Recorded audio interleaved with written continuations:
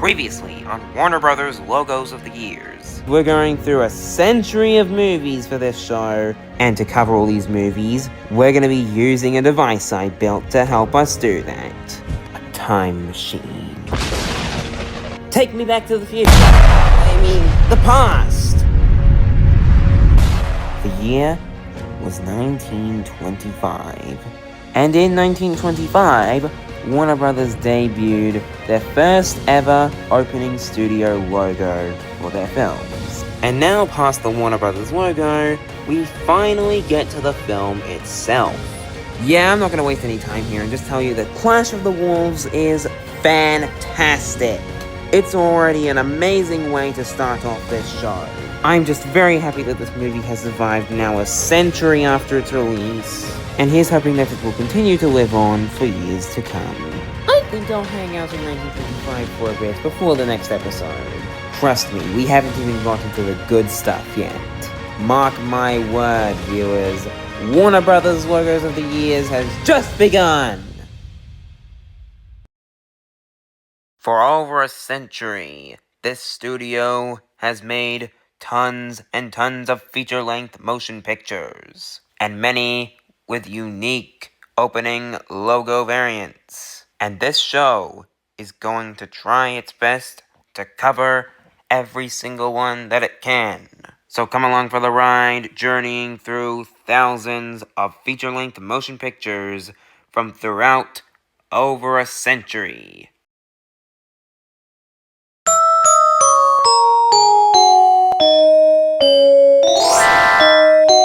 Welcome to Warner Brothers Logos of the Years.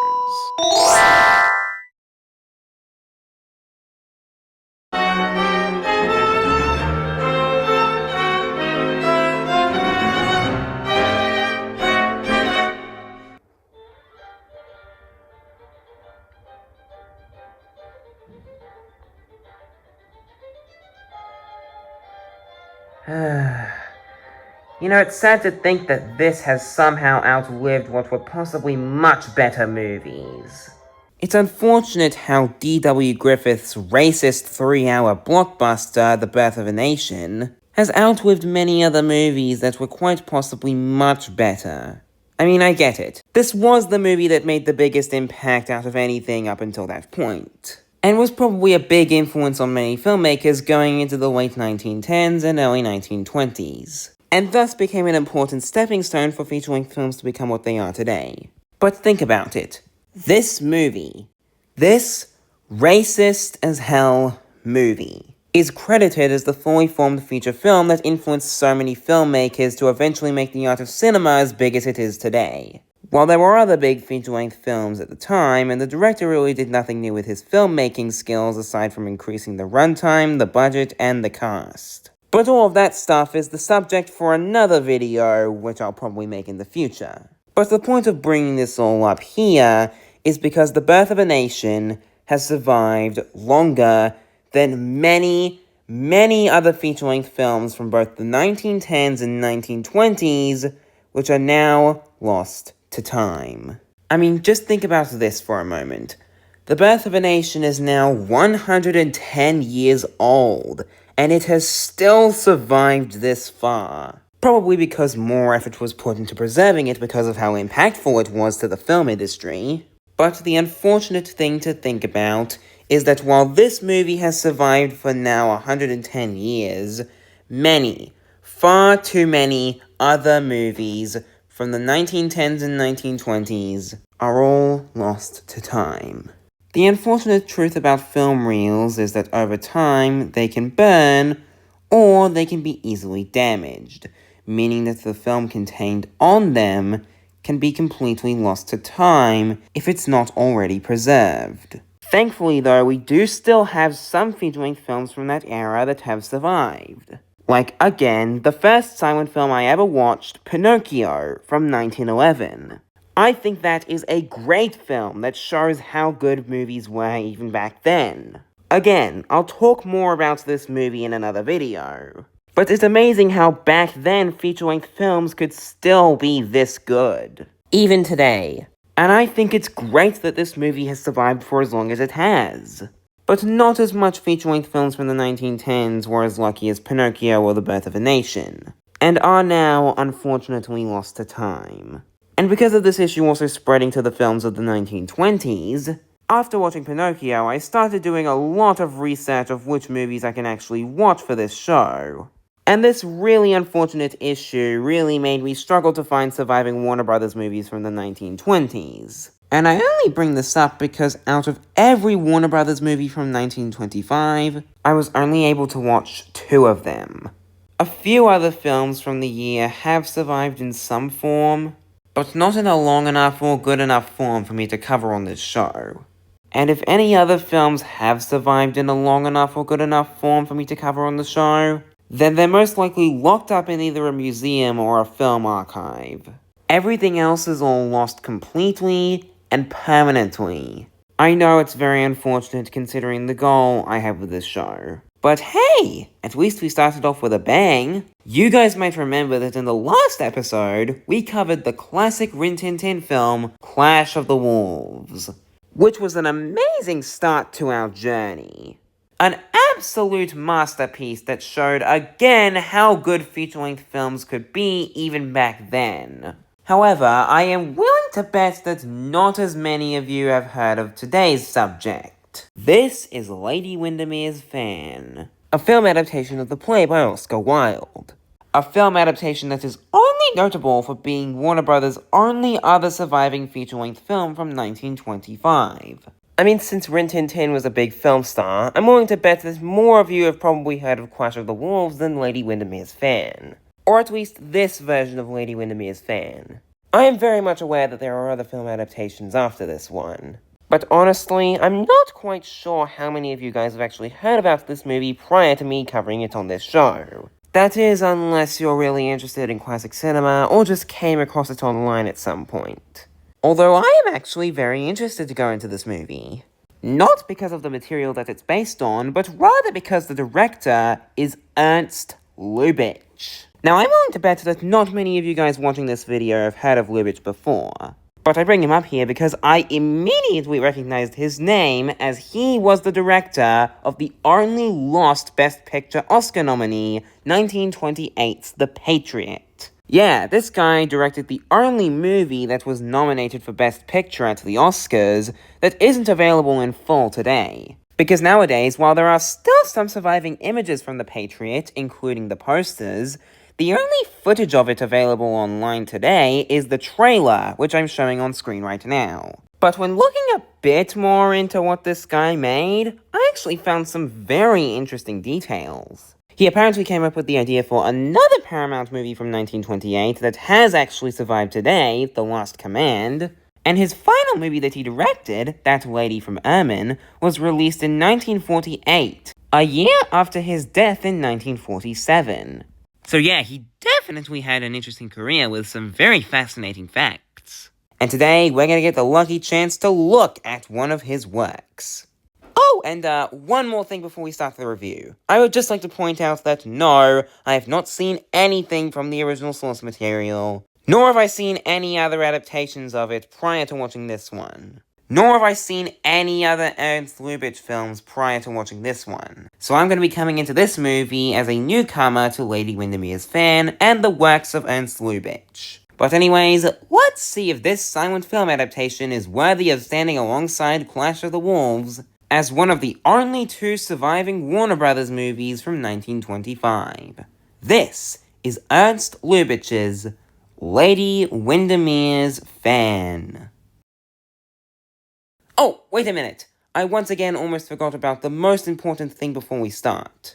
Spoiler alert! If you do not want to get spoiled about this movie, then click off the video now or skip to here. Now, once again, right before we get into the movie itself, let's talk about what this show is covering these movies for. The opening Warner Brothers logo.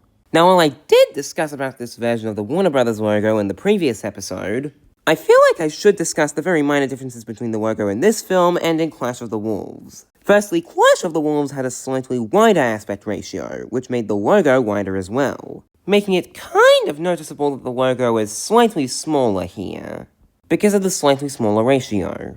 And of course, another difference between the two is the music that plays over both of them.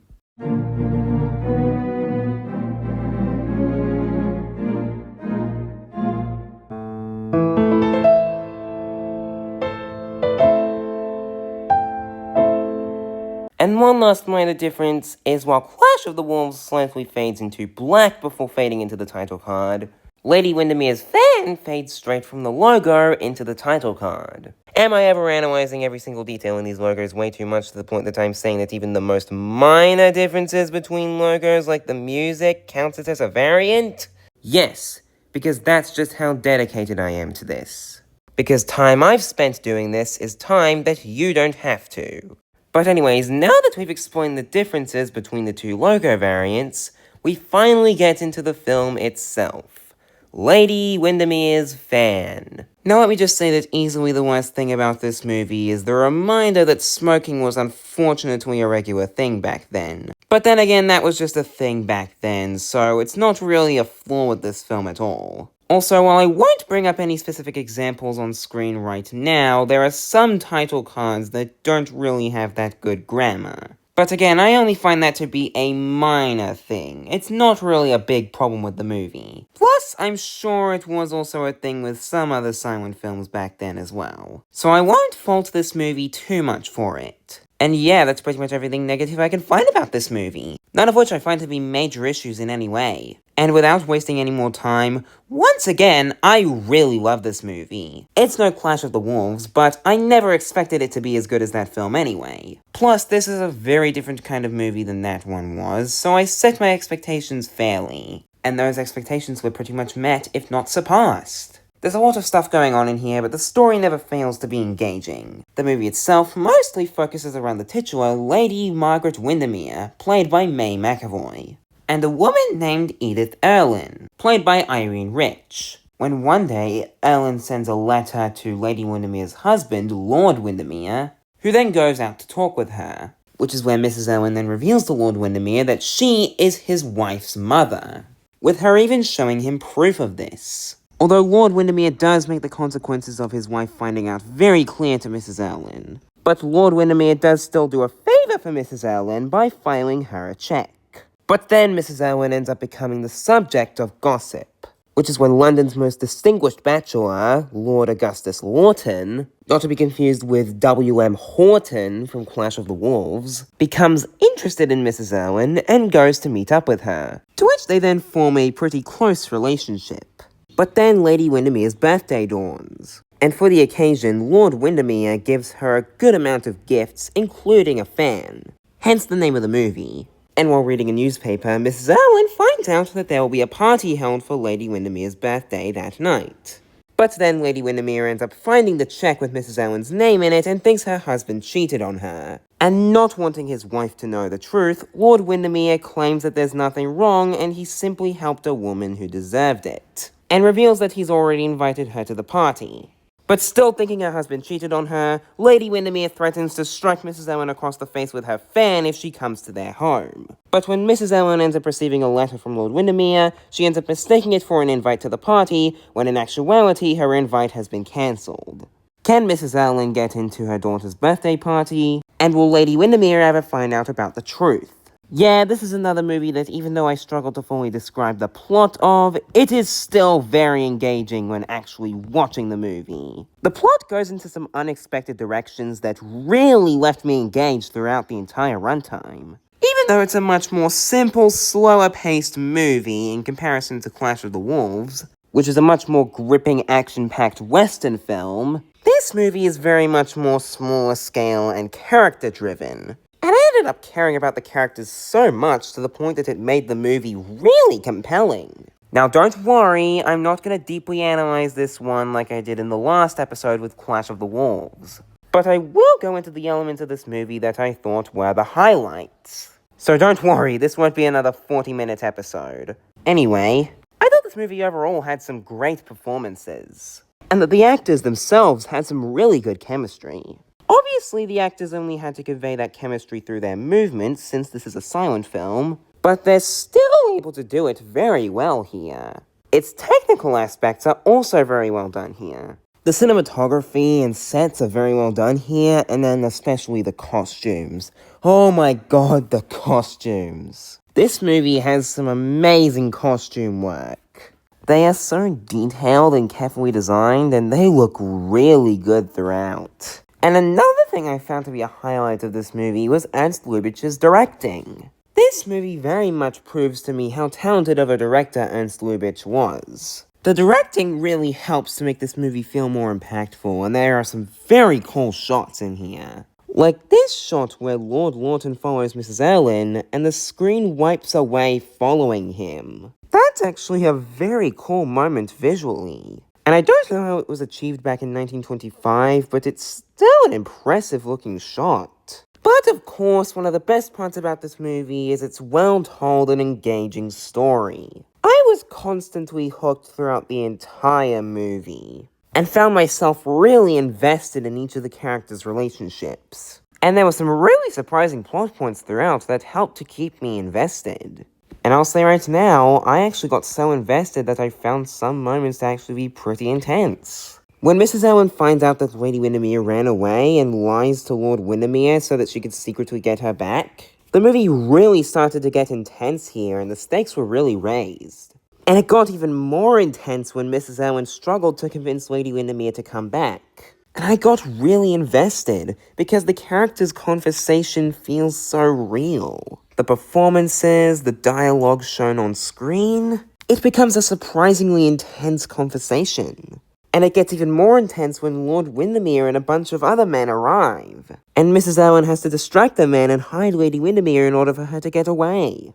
And it's possibly the most intense moment of the movie. I was very worried that Lady Windermere might get caught. It's an intense moment that really had me on edge. Which really shows you how engaging this movie is. When a simple movie like this is able to be this intense and engaging, especially one that's almost 100 years old, that's really a testament to its quality. And it's insane how a movie like this was able to do that. It is easily the most intense part of the entire movie. And it's amazingly well done. And it all comes together in a surprisingly satisfying ending, and is able to wrap up the story really well. Everything that the film is built up to at this point all adds up in the ending, completely tying up the relationship between the main characters throughout the movie. A fitting ending not just for the kind of movie this is, but also in a fitting way to wrap up yet another Warner Brothers classic of the screen.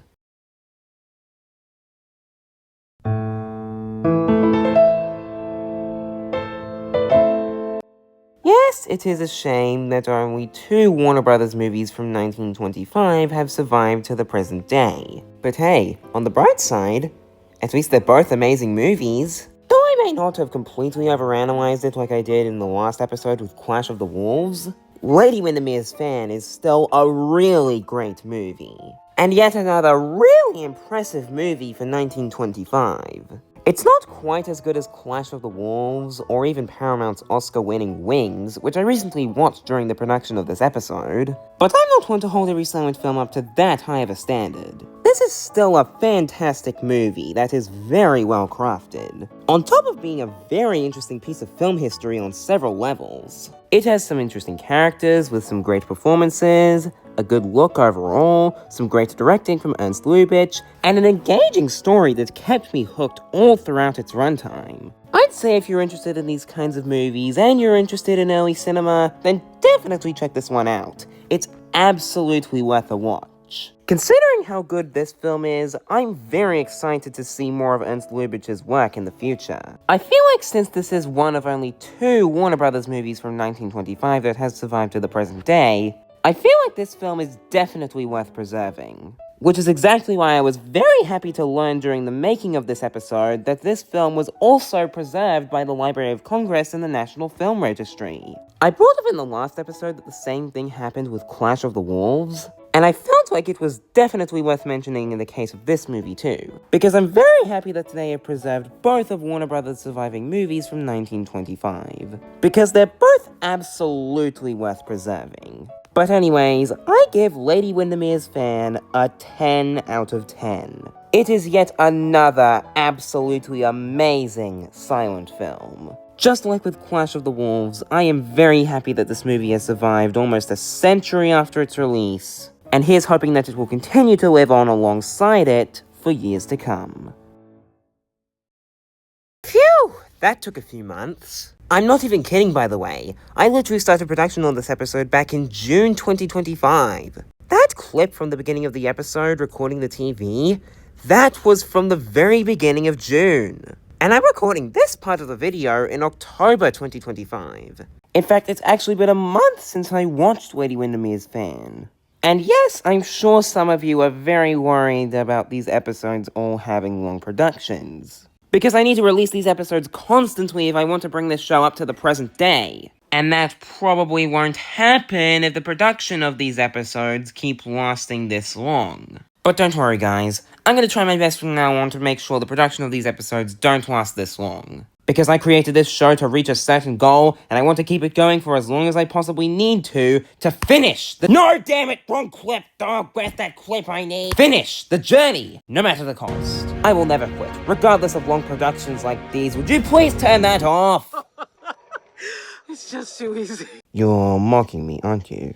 Yeah, but in a supportive way. No, I'm not buying that. If anyone mocks me, it's only because they think I can't complete my journey with this show. I just did that joke to make that clear, and also to make a Lightyear reference, because honestly, I'll take any opportunity I can to reference Lightyear. But seriously though, going forward, I will try to put more time into making these episodes, so that one day in the next couple years, I can actually finish the journey. Also, I've been here in my avatar in 1925 for a while, so I'm gonna hop back into my real body now. In case you don't know, my avatar is my profile pic turned into a body. And I'm in my avatar a lot because I find it much easier to do reviews with voiceover rather than actually filming myself. And my avatar is also very useful for this show because I can easily time travel in it while also not bringing my physical body with me. And my real body is of course in the present day.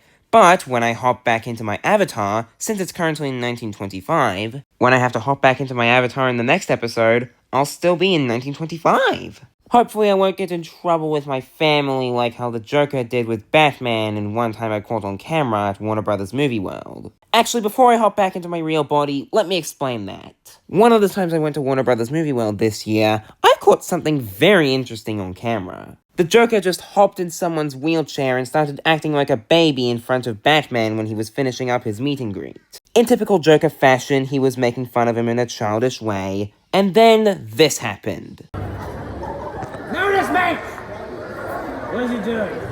What is he doing? No, I'm just a child! I'm just a child! No! I'm just a child! Yes, he was caught by Batman. I tried to get the Joker's autograph, but... We gotta take Joker away. Yeah, I obviously couldn't do that. But I was thankfully able to get Joker's autograph later that day. But still, something like that doesn't happen every day at Warner Brothers Movie World, so it's pretty cool that I caught that on camera. Also, one more quick thing. Next episode will be very special, because it will actually be the first ever request episode of Warner Brothers Logos of the Years! Yes, I said in the first episode that you wouldn't need to request me any movies for a while, but I do also want to cover the movies that don't have a Warner Brothers logo in front of them in general, just for the sake of being a completionist on Warner Brothers movies. So yeah, those are the only movies you can request me for now. And I'm definitely gonna need a lot of those requests for Season 2. But as requested from a friend of mine, in the next episode of Warner Brothers Logos of the Years, we'll be looking at the movie that made Rin Tin Tin into a movie star, Where the North Begins. If you enjoyed this episode, then please make sure to give it a like and subscribe to my channel for more videos like this. In the point that my channel's at right now, it would seriously be appreciated. Alright, that's enough delaying. I'm gonna hop back into my real body now. That's better. And yes, I will come up with a better transition in future episodes. Hopefully. For now, I think I've actually earned a well-deserved break. And I also need to take off this pimple patch, like seriously, it's been on here for a few days. But I guess we'll see what happens in the next episode. Thanks for joining me! I'll see you next time. Goodbye. Warner Brothers Logos of the Years has been a production from the Fergus Review channel.